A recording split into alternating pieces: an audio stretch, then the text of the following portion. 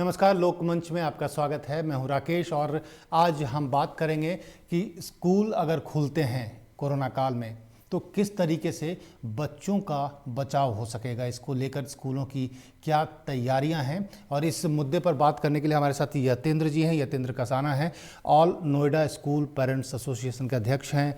नुपुर शिवहरे हैं, डायरेक्टर हैं निस्ट की, और आचार्य डॉक्टर जयेंद्र जी हमारे साथ जुड़ गए हैं, डायरेक्टर हैं गुरुकुल के। तो सबसे पहला सवाल जयेंद्र जी आपसे है कि जिस तरीके से कोरोना काल से हम लोग गुजर रहे हैं और जो अभी के हालात हैं बहुत अच्छे अभी भी नहीं हैं, ऐसे सिचुएशन में अगर सरकार स्कूलों को खोलने का निर्देश देती है तो क्या आपको लगता है कि स्कूल इस चीज़ से निपटने के लिए पूरी तरीके से तैयार हैं? मैं इस विषय में आपसे ये निवेदन करना चाहता हूँ सब लोगों से कि पूरे संसार में कोरोना से जो क्षेत्र प्रभावित हुए हैं उनमें शिक्षा का क्षेत्र भी बुरी तरह से प्रभावित हुआ है। और इस समय जो परिस्थितियाँ विशेषकर हमारे देश की हैं, हमारे देश में कुछ स्कूल ऐसे हैं जिनके पास संसाधन है, लेकिन बहुत सारे स्कूल ऐसे भी हैं जिनके पास संसाधनों की बहुत कमी नज़र आती है। और मैं ये मानता हूँ कि स्कूलों को अभी खोलने से खतरा शायद बढ़ेगा, और अभिभावक भी अभी इस मनोदशा में नहीं है कि वो अपने बच्चों को, विद्यार्थियों को स्कूल में भेजना चाहे। और यदि कुछ कतिपय स्कूलों को छोड़ दें तो बहुत सारे स्कूलों की मुझे लगता है ऐसी स्थितियाँ भी नहीं होंगी कि वो उसको पूरी तरह से उसका प्रबंधन कर पाए, उसको संभाल पाए। फिर भी यदि स्कूल खुलते हैं तो स्कूलों को जो सावधानी रखने की आवश्यकता है, सबसे पहले तो उसमें टेस्टिंग की व्यवस्था होनी चाहिए कि टेस्टिंग हो सही ढंग से सब बच्चों की। आपको ये पता होना चाहिए कि बच्चा संक्रमित है कि नहीं है, क्योंकि कोरोना के लक्षण दिखने में भी समय लगता है। दूसरा, वहाँ पर सैनिटाइजर्स की व्यवस्था होनी चाहिए। कई लोगों के पास बहुत ही विशाल परिसर है, उसको किस तरह से वो संभाल सकते हैं, इस पर भी बच्चों को जागरूक करने की आवश्यकता है। आचार्य जी, ये सवाल हम दूसरे सवाल में हम इस पे आएंगे। हम पहली प्रतिक्रिया ये लेते हैं कि क्या स्कूल तैयार हैं, क्या पेरेंट्स तैयार हैं। यतेंद्र जी, क्या लग रहा है आपको, क्या बच्चों को स्कूल भेजने का ये सही वक्त है? क्योंकि कई तरीके के कंसेंट पेपर पे साइन लिए जा रहे हैं, या ऑनलाइन वो स्कूल वाले मांग रहे हैं कि अगर आप अपने बच्चों को भेजना चाहते हैं तो कंसेंट दें, और नहीं भेजना चाहते हैं तो भी आप बताएं। वो सिर्फ एक असेसमेंट कर रहे हैं कि कितने पेरेंट्स मेंटली प्रिपेयर्ड हैं इस चीज़ के लिए। पेरेंट्स एसोसिएशन की तरफ से आपका क्या कहना है इससे? देखिए, मेरा कहना ये है, और हमारा जो all Noida school parent association है उसकी तरफ से मैं कहना चाहता हूँ कि अभी जो हालात हैं देश में, और हम विदेशों का भी देख रहे हैं कि वहाँ पर अभी ये हालात नहीं है कि स्कूलों में बच्चे भेजे जाएं या बच्चों को हम भेजते समय सुरक्षित महसूस कर सकें। हालात ये है कि चाहे स्कूलों की तरफ से, कई सारे स्कूलों की तरफ से दबाव बनाया जा रहा है, पेरेंट्स के पास नोटिस भेजे जा रहे हैं, कंसेंट फॉर्म भेजे जा रहे हैं कि आप ये साइन कर दीजिए, बच्चों की पढ़ाई का बहाना बनाया जा रहा है। सच बात यह है कि मुझे ऐसा लगता है कहीं ना कहीं स्कूल जो फीस चार्ज कर रहे हैं उस फीस को जस्टिफाई करने के लिए वो स्कूल में बच्चों को बुलाना चाहते हैं, जबकि सच बात यह है कि पेरेंट्स आज स्कूलों की फीस भी दे रहा है, साथ के साथ अपने बच्चों के स्वास्थ्य को लेकर, उनके जीवन को लेकर भी उनको इसको दाव पे लगाने के लिए उन पर दबाव बनाया जा रहा है कि भाई आप बच्चों को स्कूल भेजिए। मेरे नज़रिए से अभी स्कूल तैयार नहीं है, अभी बच्चे तैयार नहीं है, अभी अभिभावक तैयार नहीं है। क्योंकि छोटे बच्चे जो हैं, आप बड़ों बच्चों में तो एक बार को फिर भी कह सकते हैं कि आप जो उन्हें गाइड करेंगे वो वैसा मान लेंगे, लेकिन जो बच्चे 8th क्लास से छोटे हैं, विशेषकर नर्सरी और 5th क्लास तक के, 6th क्लास तक के बच्चे, उनकी हालत ये है कि आप वो अभी घर में बैठे बैठे इतने फ्रस्ट्रेटेड हो चुके हैं कि वो ज़रूर बाहर निकलना चाहते हैं, अपने दोस्तों से मिलना चाहते हैं, उनके साथ बैठना चाहते हैं, उनके साथ खेलना चाहते हैं, और बच्चे कहीं भी सोशल डिस्टेंसिंग का पालन नहीं करेंगे, ना ही उनसे कराया जा सकता है। तो अभी मेरे लिहाज से, मेरे नज़रिए से ये है कि अभी बच्चों को स्कूल भेजना सुरक्षित नहीं है। नुपुर जी, आपकी क्या राय है? आप एक इंस्टीट्यूट चला रहे हैं, डायरेक्टर हैं NIST की, क्या कहना है आपका? ये जो पहला है कि सरकार अगर स्कूल खोलने की बात करती है तो क्या ये उचित है, ये वक्त सही है? जी धन्यवाद। देखिए, आज नहीं तो 3 महीने बाद, 6 महीने बाद, या फिर उससे ज़्यादा भी हो सकता है, टाइम लग सकता है, बट हमें आज नहीं तो कल स्कूल या कॉलेज और इंस्टीट्यूट इन सबको खोलना ही पड़ेगा। क्योंकि जिस तरीके से ऑनलाइन की पढ़ाई चल रही है या जो भी पढ़ाइयाँ चल रही हैं, इतने टाइम से बच्चे ऑनलाइन क्लासेस ले रहे हैं घर पे, तो उनके अंदर एक फ्रस्ट्रेशन, जैसे कि इन्होंने कहा, फ्रस्ट्रेशन, हेल्थ पे उनकी प्रॉब्लम्स आ रही हैं, हेल्थ इफेक्ट कर रही है। तो उन सब चीज़ों को देखते हुए हमें बच्चों को बाहर लाना पड़ेगा, वो भी कुछ नए रूल्स और रेगुलेशंस के साथ, गाइडलाइंस के साथ। जैसे कि हम, अगर हो सकता है कि 11th-12th के बच्चों को, जो कि उनके लिए सबसे ज़्यादा ज़रूरी है इस टाइम पे स्कूल जाना, उन बच्चों को हम लोग स्कूल बुलाएं। ज़रूरी नहीं है कि सब बच्चों को 8 से 2 वाले टाइम पे ही बुला जाए, सब बच्चों को अलग अलग टाइम पे हम स्कूल बुलाएं, प्रॉपर प्रिकॉशंस लें, प्रॉपर सैनिटाइजेशन कराएं। छोटे बच्चे हालांकि सबसे ज़्यादा उनकी केयर करनी पड़ती है, तो उनको हम हो सकता है 1 से 2 घंटे के लिए बुलाएं, जिस वजह से वो घर से बाहर निकलें, थोड़ा सा उस एनवायरनमेंट से बाहर आएँ और अपनी थोड़ी सी पढ़ाई भी आगे कंटिन्यू कर सकें। आचार्य जी, क्या लग रहा है कि अगर स्कूल खुलते हैं तो क्या इंफ्रास्ट्रक्चर हर स्कूल के पास ऐसा है? क्या सैनिटाइजेशन हो पाएगी? क्या टेम्परेचर से देख लेने से काम चल जाएगा? क्या सोशल डिस्टेंसिंग मेंटेन हो पाए? बहुत सारे सवाल हैं। जैसे नुपुर जी ने अभी बोला कि ज़रूरी नहीं है कि एक ही टाइम में सारे बच्चों को बुलाया जाए, तो अगर अलग अलग वक्त पे इंफ्रास्ट्रक्चर पे असर पड़ेगा, क्या सारे स्कूल तैयार हैं इसके लिए? देखिए, मैं ही समझता हूँ कि भी सारे स्कूल तो ऐसे नहीं है भारत में कि जो इसके लिए तैयार हो जाए, और ना ही वो इस तरह की प्रबंध व्यवस्था को भी संभाल सकते हैं। रही बात बच्चों को अलग बुलाने की या साथ बुलाने की, जी, अगर स्कूल खुलते हैं और आप बुलाते ही हैं और कोई ऐसी व्यवस्था बनती है, अभी तो मुझे नहीं लगता कि ऐसा कोई कदम उठाना चाहिए। जब कोई रास्ता ही न बचे और ये लगे कि बहुत लंबा जा रहा है, तब ऐसा कोई कदम उठाया भी जाए। तो उन परिस्थितियों में भी एक बात याद रखनी चाहिए कि 12वीं का बच्चा भी कोई बहुत प्रबुद्ध नहीं होता, वो भी बच्चा ही है। बिल्कुल। उसकी मानसिक स्थिति भी इतनी विकसित नहीं होती। मेरे घर में भी 11वीं का बच्चा है स्कूल का, और हम गुरुकुलों में भी देखते हैं बच्चों के अंदर एक प्रवृत्ति होती है सहज रूप से, अपने जैसे वो घर से बाहर निकलेंगे, दोस्तों से मिलेंगे, उनके एकदम नज़दीक जाना, गप्पे मारना, एक दूसरे से सटना, एक दूसरे के साथ जो है हाथ मिलाना, इस तरह की प्रवृत्ति बच्चों में स्वाभाविक रूप से होती है। इतने बच्चों को नियंत्रित करना इतना आसान काम नहीं है। हो सकता है कुछ स्कूल इसको ढंग से कर भी पाए, लेकिन हमें कुछ की बात नहीं करनी है। हमें ये देखना है, समग्रता में देखना है कि समग्रता में हम क्या व्यवस्था दे सकते हैं।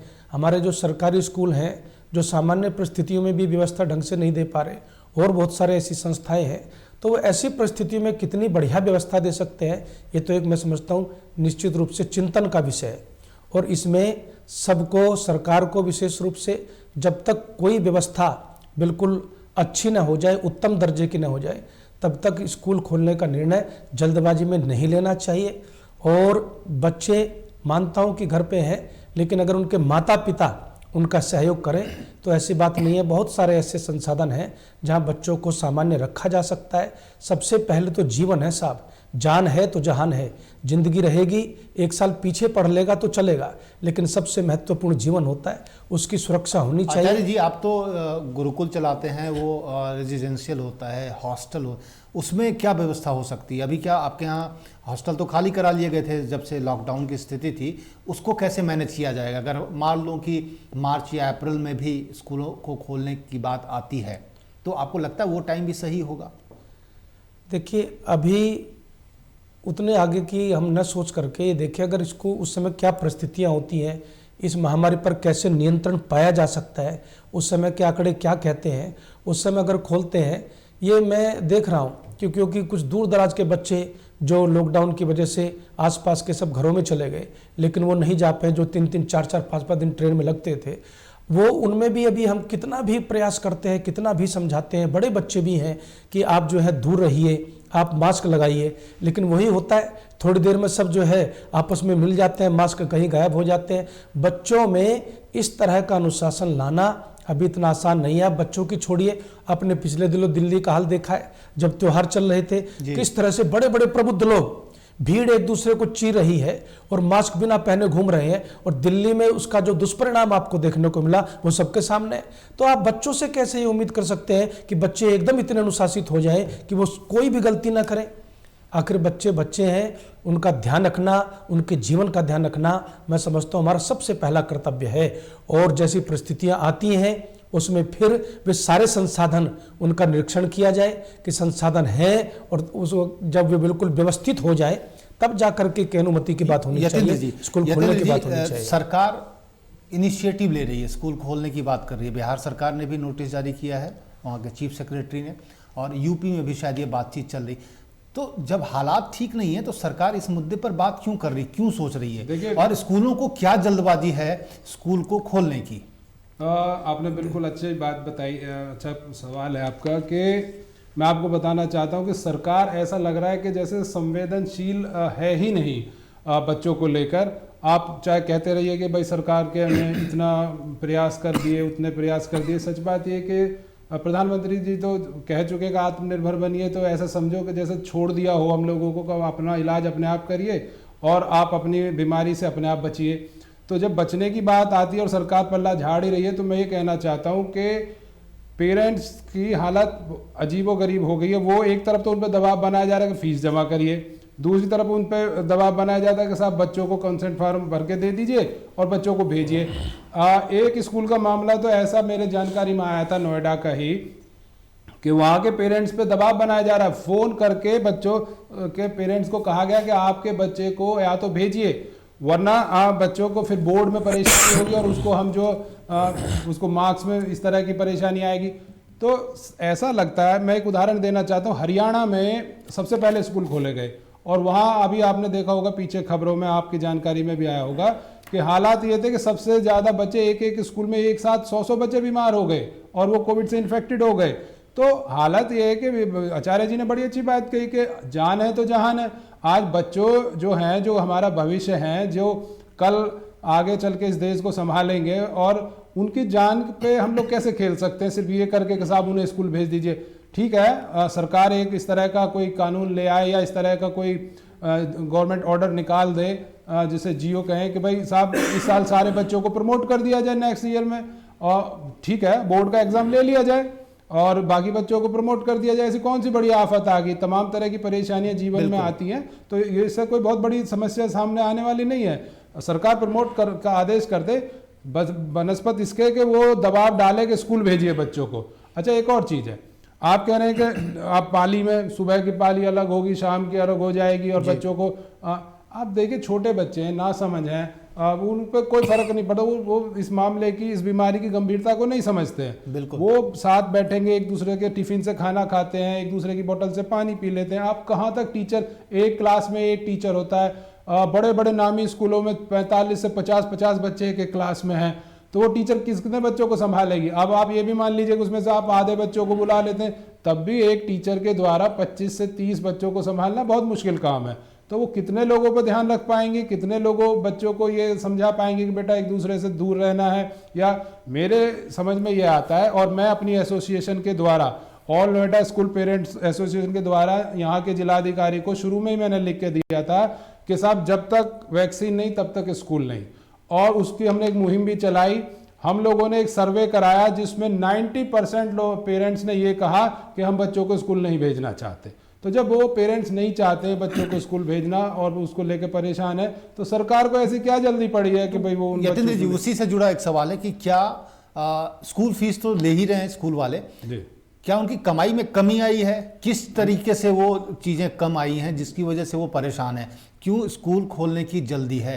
क्यों वो असेसमेंट कर रहे हैं? क्यों कंसेंट फॉर्म भरवाए जा रहे हैं? ये समझने की बात है सर। देखिए, स्कूलों की जहाँ तक कमाई की बात है, मैं आपको बता दूं, नोएडा और गाजियाबाद के तमाम बड़े स्कूलों के पास 100 करोड़ की FDR जमा है, जो उन्होंने फीस से जमा कर रखी है, और ऐसी कोई उनके पास कमी नहीं थी कि जिसकी वजह से वो सिर्फ स्कूलों का एक ही उद्देश्य रह गया कि पैसे कमाना और सिर्फ पैसे कमाना। कहीं भी उनका चिंता और चिंतन इस तरफ नहीं है कि एजुकेशन कैसे बढ़िया हो, बच्चों को कैसे वो उनको बचा सकें इस तरह की बीमारियों से, इस महामारी से।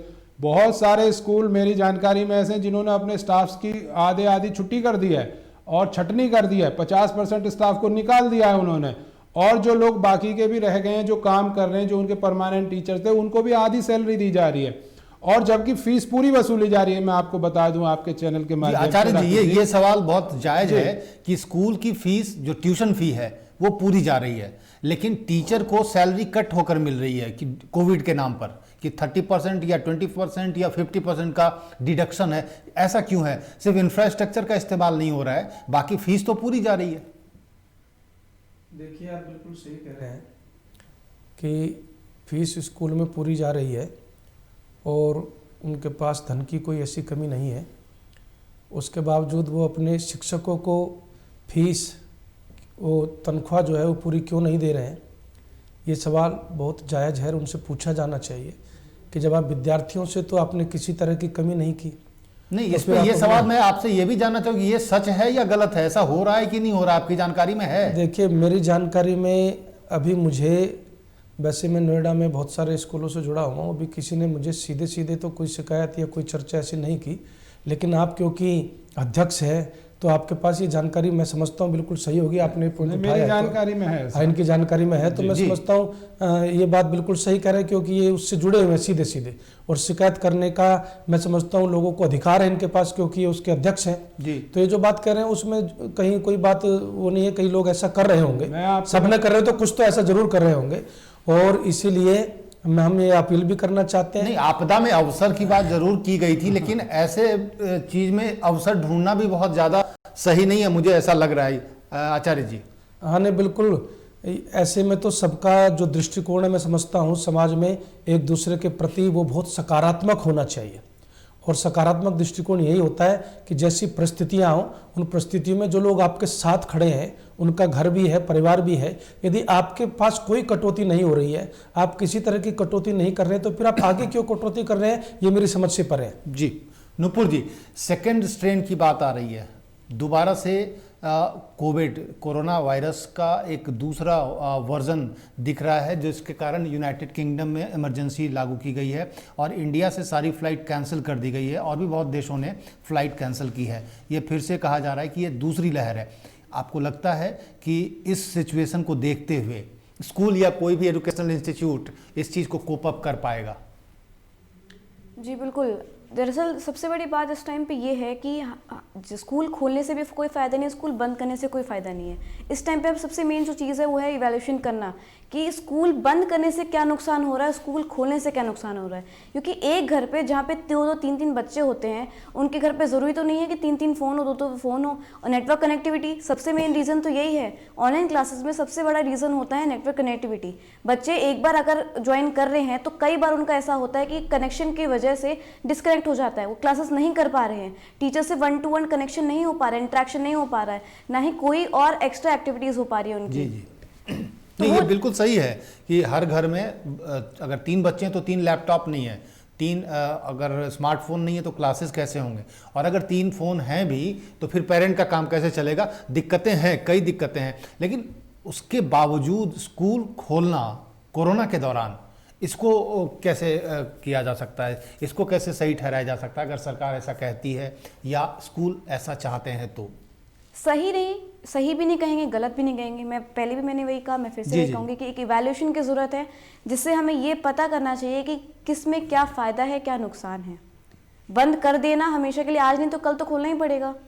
बिल्कुल, हालात सुधरेंगे तो खुलेंगे। यतेंद्र जी, कई घरों की जो आप समझ सकते हैं कि कोरोना के कारण सैलरी कट हुई है, प्राइवेट जॉब में नौकरी गई है, लेकिन बच्चों की पढ़ाई का खर्च बढ़ गया है। स्कूल फीस के अलावा आप इंटरनेट का खर्चा है, लैपटॉप अगर 2 बच्चे हैं तो 2 चाहिए, नहीं तो स्मार्टफोन चाहिए, ये खर्चा बढ़ा है, और उसके बावजूद नेट की कनेक्टिविटी प्रॉब्लम दे रही है। तो ऑप्शन तो और कोई है क्या ऑनलाइन के अलावा, अगर कोरोना की बात करें तो? देखिए, ऐसा नहीं है, ऑनलाइन क्लासेस चली और इस तरह से ऑप्शन ये हो सकता था कि बहुत सारे स्कूल यदि वो आपदा को अवसर में ना बदलते और संवेदनशील हो जाते तो बहुत सारे स्कूल ऐसे कर सकते थे। यदि 1-2 बच्चे पढ़ते हैं, 2 भाई बहन हैं, सिबलिंग हैं जी, तो कुछ क्लासेस सुबह चल जाती, कुछ शाम को चल जाती, तो उसी फ़ोन और उसी लैपटॉप को यूज़ किया जा सकता था दोनों के लिए।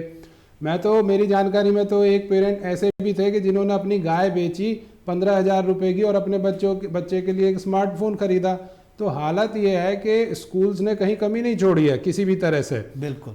हमारी मांग हुई थी माननीय मुख्यमंत्री जी से, हम लोगों ने शुरू में ही कहा था, मार्च में ही हम लोगों ने मांग कर दी थी कि साहब स्कूल क्योंकि नहीं चलेंगे और फीस जो है उसको माफ़ कर दिया जाए।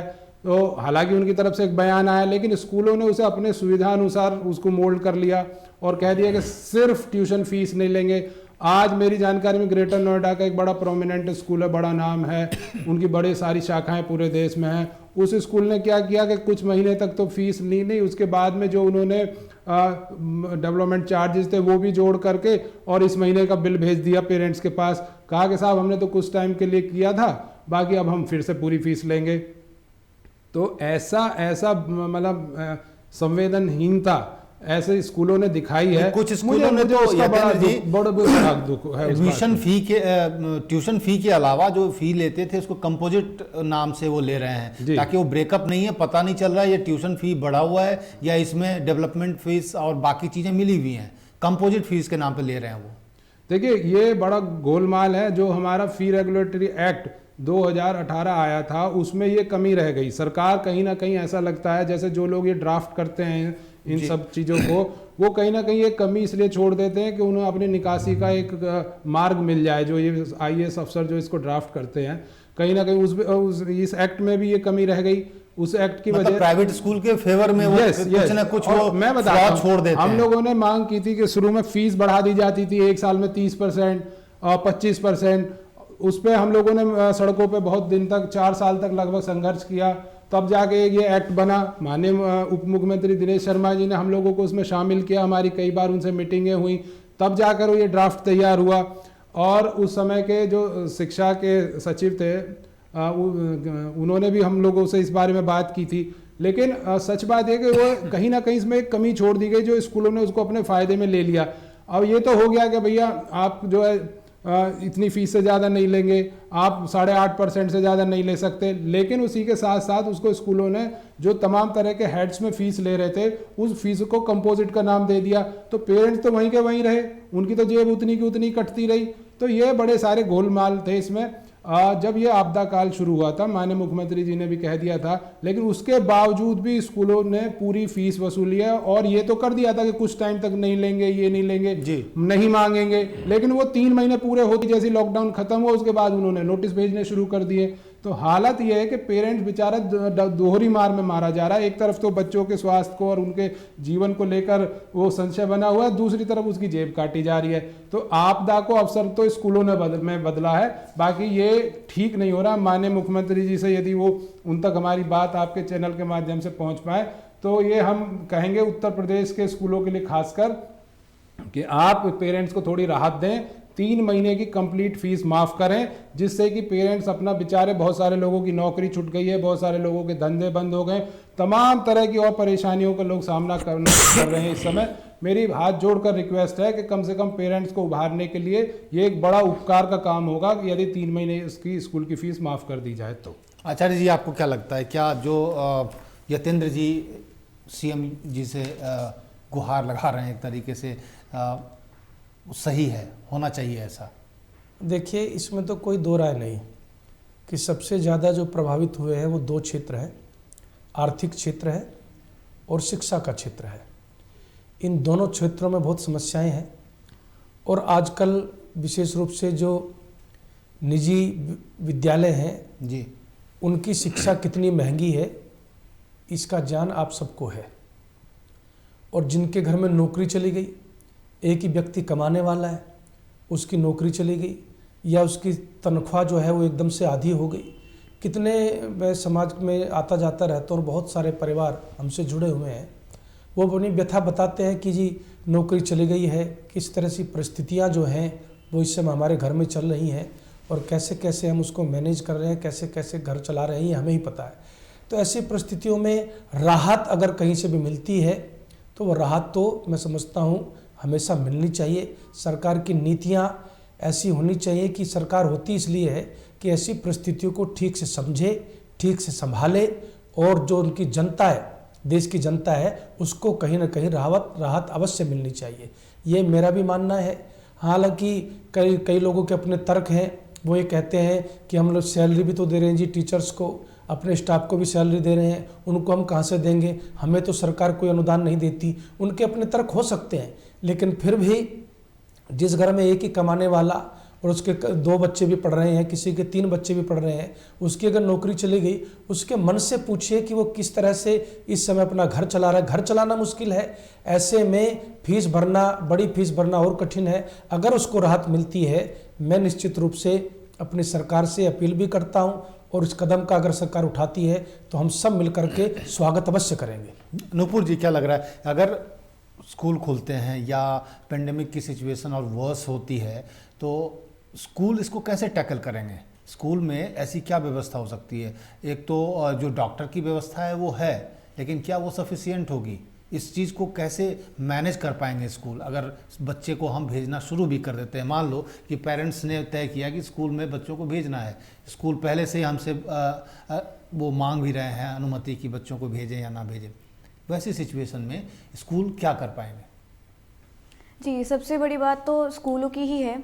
हम चाहे जितने भी रूल्स एंड रेगुलेशंस या जो भी हम प्रोटोकॉल्स हम बोलते हैं कि ये फॉलो हो सकते हैं, बट मेन चीज़ है स्कूल में। हम तो बच्चे यहाँ से अपने विश्वास के साथ भेज रहे हैं कि स्कूल में उनका देखभाल की जाएगी, बट स्कूल की तरफ से अगर ज़रा सी भी लापरवाही हुई, या ही चाहे जो भी उनके प्रोटोकॉल्स थे कि उन्होंने बोला कि सैनिटाइजेशन कराएंगे हम, बच्चों को आधे टाइम पे बुलाएंगे हम, जो भी चीज़ें हैं, मास्क लगा के रखेंगे हम, डिस्टेंस मेंटेन करके रखेंगे हम, बट ज़रूरी नहीं है कि सारे टीचर्स उस चीज़ को फॉलो करेंगे या सारे स्कूल्स को फॉलो करेंगे। जैसे कि आपने पहले ही बोला कि सब स्कूल के पास सबसे पहली बात कि ये फैसिलिटीज़ नहीं होंगी कि ये सारी चीज़ें मेंटेन की जा सके, ठीक है। और उसी के साथ कुछ टीचर्स, ज़रूरी नहीं है कि सारे टीचर्स बच्चों का उतना ही ध्यान रखें जो कि उन्हें बोला गया था। और ये बीमारी ही ऐसी, जरा सी लापरवाही और तुरंत उसमें बच्चों को दिक्कत हो सकती है। एक टाइम में एक क्लास के आधे बच्चे आए और आधे बच्चे उसके बाद आए तो टीचर का काम तो डबल हो गया ना, उसमें वो कैसे मैनेज होगा? जी बिल्कुल, उसमें टीचर का भी टाइम डबल हो गया है और फिर टीचर इतना ध्यान देगा भी नहीं। या तो टीचर भी चेंज हो, प्रॉपर सैनिटाइजेशन हो, बट एक दिन का इतना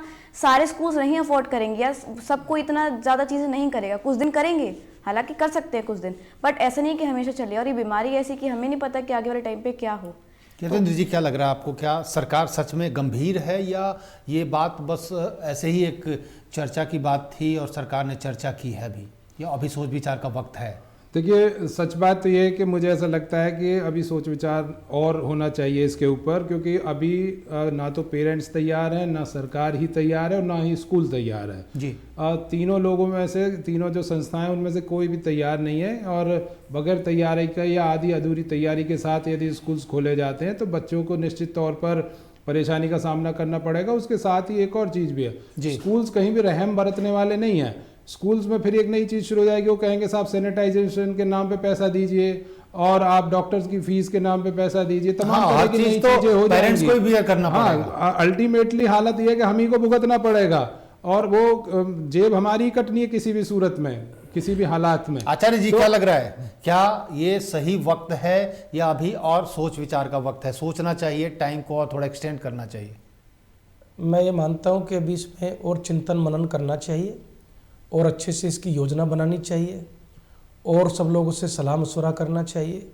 अभी इतनी जल्दबाजी की कोई आवश्यकता नहीं है, चाहे बोर्ड के एग्जाम हो या कोई भी एग्जाम हो जी, लेकिन जिंदगी के एग्जाम से बड़ा कोई एग्जाम नहीं दुनिया में। चलिए, बहुत बहुत शुक्रिया। आप तमाम मेहमानों का वक्त की कमी है, बहुत बहुत शुक्रिया यतेंद्र जी, नूपुर जी, आचार्य जी, आप तीनों का बहुत बहुत शुक्रिया स्टूडियो आने के लिए। वक्त एक ब्रेक का, ब्रेक के बाद भी खबरों का सिलसिला जारी रहेगा, बने रहिए हमारे साथ।